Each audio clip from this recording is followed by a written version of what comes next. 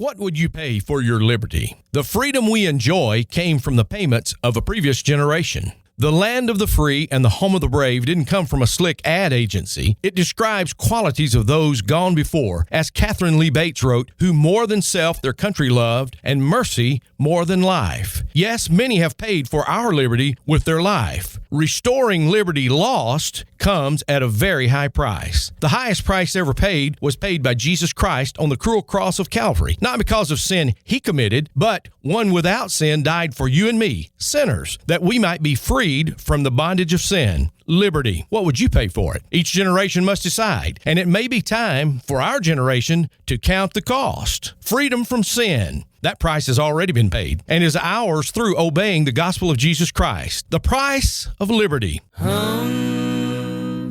Thank you for listening to One Gospel Minute. Stay in touch with our podcast on our website and on Apple, Spotify, YouTube, or wherever fine podcasts are distributed. Tennessee Bible College, providing Christian education since 1975 in Cookeville, Tennessee, offers undergraduate and graduate programs. Study at your level. Aim higher. Get in touch with us today. Don't you want to go to heaven when you